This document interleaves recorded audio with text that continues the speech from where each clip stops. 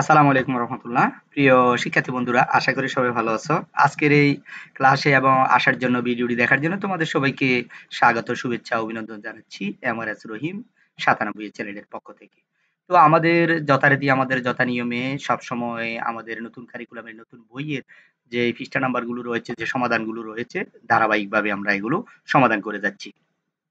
তো আজকে যথারীতি আমাদের নবম শ্রেণীর ডিজিটাল প্রযুক্তি ১৭৪ পৃষ্ঠার সমাধানটা আজকে তোমাদের সাথে শেয়ার করব।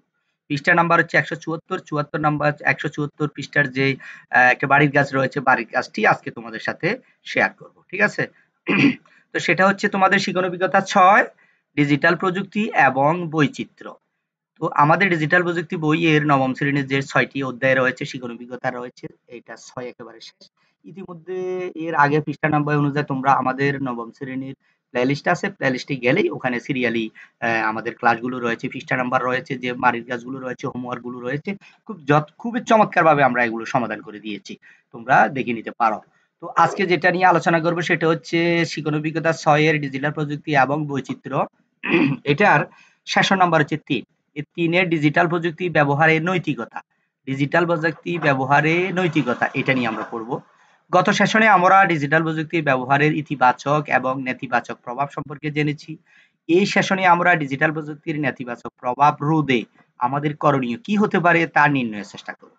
এর আগে আমরা ডিজিটাল প্রযুক্তি ব্যবহারের যে ইতিবাচক দিকগুলো এবং নেতিবাচক দিকগুলো, কিভাবে ইতিবাচক এবং নেতিবাচক প্রভাব, এগুলো সম্পর্কে আমরা জেনেছি। আজকে জানবো হচ্ছে নেতিবাচক প্রভাব রোধে আমাদের করণীয় কি? আমাদের ডিজিটাল প্রযুক্তি ব্যবহারের যে বিভিন্ন নেগেটিভ সাইড গুলো আছে, এগুলো কিভাবে আমরা এটা থেকে বের হতে পারি, এইগুলো নিয়ে আজকে তোমাদের সাথে আলোচনা করব। ঠিক আছে? সেই সাথে কয়েকটি ঘটনা বিশ্লেষণ করে ডিজিটাল প্রযুক্তি ব্যবহারের ক্ষেত্রে কোনটি নৈতিক আচরণ এবং কোনটি নয় তা জানবো। তবে আমরা কয়েকটি ঘটনা জানবো আগে। ঘটনাগুলো ভালো করে পড়ে এটা আমরা নিজেরা আলোচনা করে এটা সঠিক সিদ্ধান্তে আসবো যে আসলে কোনটা ভালো, কোনটা খারাপ। ঠিক আছে? তা মনে হচ্ছে নিশ্চয়ই আমাদের কিন্তু একটি সেমিনারের মাল্টিমিডিয়া প্রেজেন্টেশন করতে হবে। আর তারই প্রস্তুতি হিসাবে আমরা বিগত সেশনগুলোতে কাজ করে যাচ্ছি। তো আরো আমাদের প্রেজেন্টেশন একটা রয়েছে মাল্টিমিডিয়া সম্পর্কে। মাল্টিমিডিয়ার কনটেন্ট আমরা তৈরি করব। সেটাও তোমাদের একটা ক্লাস থাকবে। তো এই সেশনের কাজগুলো আমাদের প্রেজেন্টেশনের ক্ষেত্রে সহায়ক হবে।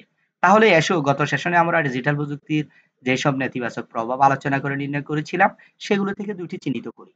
এবার দলগতভাবে আলোচনা করে সেই প্রভাবগুলো রোধের উপায়গুলো নিয়ে আলোচনা করে নিচের ছকে লিপিবদ্ধ করি। তাহলে আমরা ঘটনাগুলো পড়বো আগে, ভালো করে পড়ে বুঝে তারপরে আমরা এর সমাধানগুলো দেওয়ার চেষ্টা করব। তো আসো, প্রথমে হচ্ছে ডিজিটাল প্রযুক্তির যে ২ টি নেতিবাচক প্রভাব নিয়ে আমরা আলোচনা করব। ২ টি নেতিবাচক প্রভাব, এটা নিয়ে আজকে আলোচনা করব। ১ নম্বর হচ্ছে মানসিক স্বাস্থ্যের সমস্যা। ঠিক আছে? তো মানসিক স্বাস্থ্যের সমস্যাটা আমরা যে প্রচুর পরিমাণে সারাক্ষণ যদি আমরা অনলাইনে থাকি, সারাক্ষণ যদি আমরা ভিডিও গেম খেলি, ভিডিও দেখি, হ্যাঁ? তারপরে আমরা সারাক্ষণ যদি মোবাইলে থাকি, তারপরে ল্যাপটপে থাকি, তাহলে আমাদের কি সমস্যা হতে পারে? ১ নম্বর যে সমস্যাটা হতে পারে সেটা হচ্ছে মানসিক স্বাস্থ্যের সমস্যা হবে। ঠিক আছে? তো এই মানসিক স্বাস্থ্যের সমস্যার ভিতরে আমরা ৪ টা আলোচনা করব। দেখো, ডিজিটাল প্রযুক্তি ব্যবহারের সময়সীমা নির্ধারণ করা। আমরা যে স্মার্টফোনগুলো ব্যবহার করব, সামাজিক যোগাযোগ ব্যবহার করব, তারপরে যা হচ্ছে ল্যাপটপে বিভিন্ন ভিডিওগুলা দেখব, বা আমার ব্যক্তিগত কাজে আমি ল্যাপটপ ব্যবহার করব। সেটা নির্দিষ্ট একটা সময়সীমা থাকবে। নির্দিষ্ট সময়ের ভিতরে আমি এটা শেষ করব। হতে পারে আমি দীর্ঘ ১ ঘন্টা কাজ করব। কাজ করার পরে এরপরে ০.৫ ঘন্টা বিরতি দিব, বা আমি অন্যান্য কাজ করব। ঠিক আছে? তারপর হচ্ছে নিয়মিত বিরতিতে ডিজিটাল ডিভাইস থেকে বিশ্রাম নেওয়া। একটানা ঘন্টা, ৪ ঘন্টা, ৫ ঘন্টা, ৮-১০ ঘন্টাও আমি দেখেছি, যেটা অনেকে ঘন্টার পর ঘন্টা মোবাইলে আছে।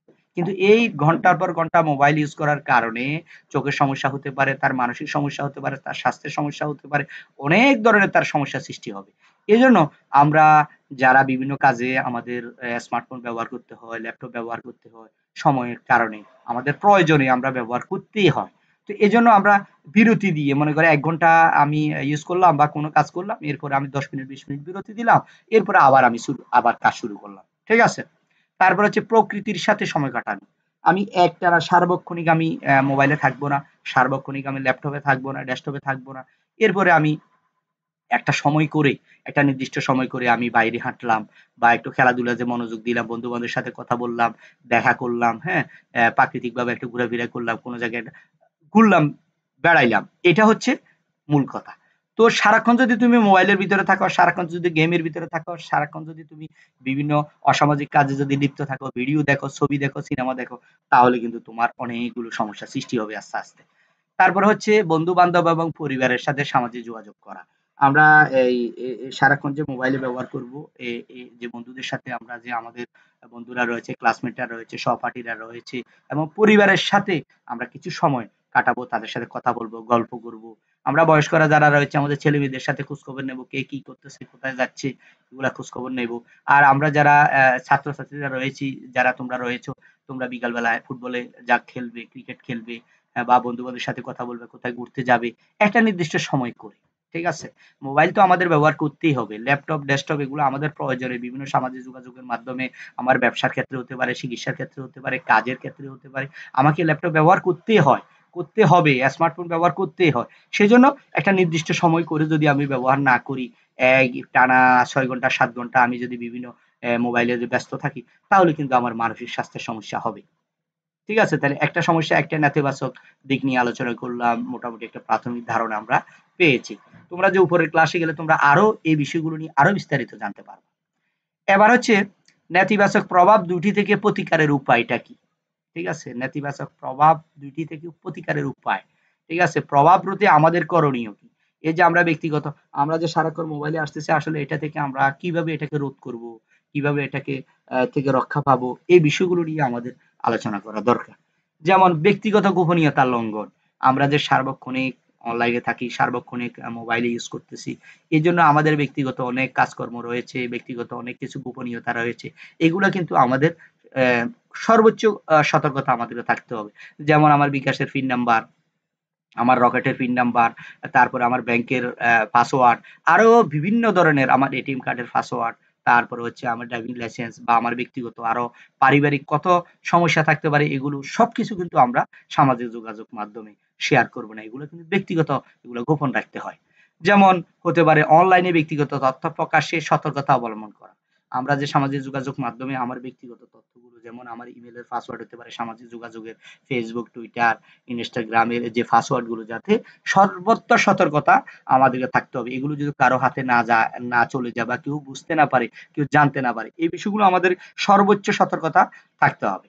তারপর হচ্ছে ডিভাইসের নিরাপত্তা ব্যবস্থা শক্তিশালী করা। যেমন আমার মোবাইল, আমার ল্যাপটপ, এখানে আমার যে পাসওয়ার্ড গুলো আমি ব্যবহার করব, এগুলো সর্বোচ্চ শক্তিশালী হবে। কেউ যাতে অনুমান করতে না পারে, কেউ যাতে বুঝতে না পারে, কোনো সহজ হবে না।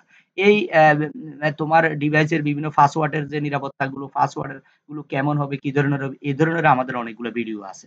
তুমি আমার চ্যানেলে গিয়ে একটু দেখো, পেয়ে যাবা খুব সহজে। তারপরে যে ডিজিটাল প্ল্যাটফর্ম গুলোর গোপনীয়তা নীতি পড়া। এই যে আমরা ডিজিটাল প্ল্যাটফর্ম গুলো ব্যবহার করি, তা আমরা ইমেল ব্যবহার করি, আমরা Facebook সামাজিক যোগাযোগের মাধ্যমগুলো ব্যবহার করি। এগুলোর যে কিভাবে গোপনীয়তা রয়েছে, বিভিন্ন নিয়ম কানুন রয়েছে, নীতি রয়েছে। আমরা বিভিন্ন ওয়েবসাইট গুলো ব্যবহার করব, সরকারি ওয়েবসাইট গুলো ব্যবহার করব, ব্যক্তিগত ওয়েবসাইট ব্যবহার করব। কত ধরনের আমরা অনলাইনে এগুলো ব্যবহার করি। কিন্তু এখানে কিছু নীতিমালা রয়েছে।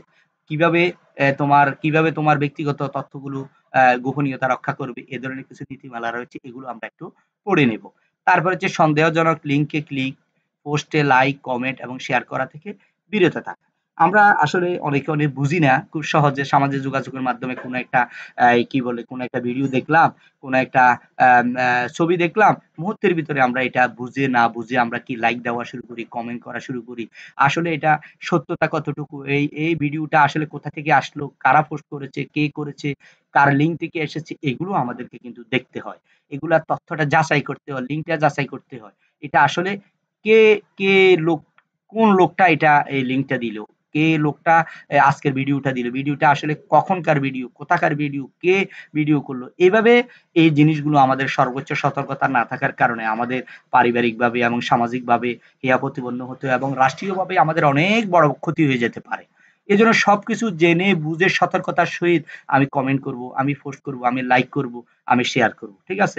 এখন দেখা গেল অনেক দূরের অন্য একটা দেশের একটা ভিডিও এনে আমাদের দেশে বলতেছে, এই কক্সবাজারে এভাবে মারামারি হচ্ছে, কক্সবাজারে এই হচ্ছে, অমুকের বাড়ি পুড়ে দিচ্ছি। আসলে ভিডিওটা কিন্তু আমাদের বাংলাদেশের না। এটা অনেক পুরনো, অনেক আগের ভিডিও। কিন্তু আমরা এটা না জেনে না বুঝে শেয়ার করা শুরু করে দিছি এবং এভাবে এই ধরনের ঘটনা থেকে বড়, বড় সাম্প্রদায়িক দাঙ্গা হয়ে যাচ্ছে, মারামারি হচ্ছে, বাড়িঘর নষ্ট হয়ে যাচ্ছে, দেশের কোটি, কোটি টাকার সম্পদ নষ্ট হয়ে যাচ্ছে। এজন্য এই বিষয়গুলো আমাদেরকে খেয়াল করতে হবে। এ ধরনের কিছু খারাপ লোক, মন্দ স্বভাবের লোক সমাজের ভিতরে আছে যারা দেশের শত্রু, সমাজের শত্রু। ঠিক আছে? এরা দেশের বিরোধিতা করে, দেশের সমাজের বিরোধিতা করে, কোনো ব্যক্তির বিরুদ্ধে হতে পারে, কোনো সমাজের বিরুদ্ধে হতে পারে, কোনো রাষ্ট্রের বিরুদ্ধে হতে পারে। এজন্য কিছু লোক সমাজের ভিতরে এই ধরনের রয়েছে আমাদের দেশের ভিতরে। যারা সবসময় দেশের বিরোধিতা করে, সবসময় দেশের অকল্যাণ কামনা করে। তো এজন্য এই লোকগুলাকে সবসময় তোমার সামাজিক যোগাযোগের যে তোমার ফ্রেন্ড লিস্ট আছে এখান থেকে ওদেরকে বয়কট করবা। ওদের কোনো লেখা ওদেরকে ব্লক করে দিবা। ওদের কোনো লেখাতে তুমি কমেন্ট করবে না, লাইক দিবে না এবং শেয়ার করবে না।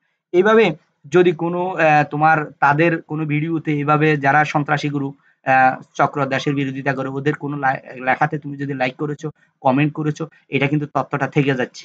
এটার কারণেও তুমি কিন্তু বিপদে পড়তে পারো। ঠিক আছে? অহরহ এ ধরনের বিপদ পড়েছে। অথচ তুমি কিছুই জানো না। একটা কমেন্ট করেছো। তার কথার সাথে একমত প্রকাশ করেছো। এজন্য তুমি কিন্তু বিপদে পড়ার সম্ভাবনা রয়েছে। এজন্য আমার প্রিয় শিক্ষার্থী বন্ধুরা কোনো কিছু না জেনে না বুঝে লাইক করা যাবে না, শেয়ার করা যাবে না এবং বিভিন্ন লিঙ্ক যখন দিবে তোমার ইমেইলে, তোমার মেসেঞ্জারে, তোমার হোয়াটসঅ্যাপে অনেকে এটা লিঙ্ক দিতে পারে। এটাতে ক্লিক করো। ক্লিক করার পরে সাথে, সাথে তোমার কি হতে পারে? তোমার সামাজিক যোগাযোগের মাধ্যমে যে Facebook, Twitter, Instagram, তারপরে WhatsApp, তারপরে তোমার মেসেঞ্জার এগুলো মুহূর্তের ভিতরে কি হয়ে যেতে পারে? হ্যাক হয়ে যেতে পারে। তোমার সকল তথ্য ওর নিয়ন্ত্রণে চলে যাবে। এজন্য এটা খুবই গুরুত্বপূর্ণ বর্তমানে। এটার জন্য অনেক মানুষ বিপদে পড়তেছে। প্রিয় শিক্ষার্থী বন্ধুরা খুব সতর্কতা অবলম্বন আমাদেরকে এই বিষয়গুলো খেয়াল রাখতে হবে এবং করতে হবে। তারপরে ব্যক্তিগত পাসওয়ার্ড গোপন রাখা। এটা তো এর আগে কথা বলেছি। আমাদের যে ব্যক্তিগত পাসওয়ার্ড গুলো রয়েছে যেমন আমার ব্যাংকের পাসওয়ার্ড, তারপরে হচ্ছে আমার বিকাশ নগদ, তারপরে হচ্ছে তোমার এই কি বলে নগদ, তারপরে হচ্ছে রকেট, তারপরে আরো আছে আমাদের হচ্ছে ফেসবুক, সামাজিক যোগাযোগের মাধ্যমগুলো টুইটার, ইনস্টাগ্রাম, এগুলো যে পাসওয়ার্ড গুলো রয়েছে, ইমেলের পাসওয়ার্ড গুলো রয়েছে, এগুলো একান্ত ব্যক্তিগত দিবা, একান্ত গোপনীয় এবং খুবই শক্তিশালী হবে এবং অনেক লম্বা হবে, যাতে কেউ এগুলো অনুমান করতে না পারে। এজন্য এটা খুব সতর্কতা রাখতে হবে এবং এটা গোপনীয় রাখতে হবে। প্রিয় শিক্ষার্থী বন্ধুরা, আজকের এই ক্লাসটি এবং ১৭৩ পৃষ্ঠার যে ভিডিওটি আজকে তোমাদের সাথে শেয়ার করেছি, সরি ১৭৪ পৃষ্ঠা। তো আজকে এটা তোমাদের কেমন লেগেছে? কোন, কোন বিষয়গুলো তোমাদের আরো জানার দরকার আছে? পৃষ্ঠা নাম্বার অনুযায়ী কোন পৃষ্ঠার কত নাম্বার সেশন এবং শিখন অভিজ্ঞতার বাড়ির কাজটি তুমি জানতে চাও বা এটা ভিডিও আকারে তৈরি করতে চাই, তোমরা আমাকে কমেন্টস করে জানাবে। সেই অনুযায়ী আমি যথাসময় এই ক্লাসগুলো রেডি করার চেষ্টা করব। সবাই ভালো থাকবে, সুস্থ থাকবে। তবে তোমরা যারা নতুন এসেছো আমাদের এই চ্যানেলে, অবশ্যই আমাদের চ্যানেলটি সাবস্ক্রাইব করে রাখবে এবং পাশে থাকা বেল আইকনটি ক্লিক করে রাখবে। তাহলে নতুন, নতুন ভিডিওগুলো মেসেজ মুহূর্তের ভিতরে তোমাদের কাছে চলে যাবে। ধন্যবাদ সবাইকে। ভালো থাকবে, সুস্থ থাকবে। আসসালামু আলাইকুম ওয়া রাহমাতুল্লাহ।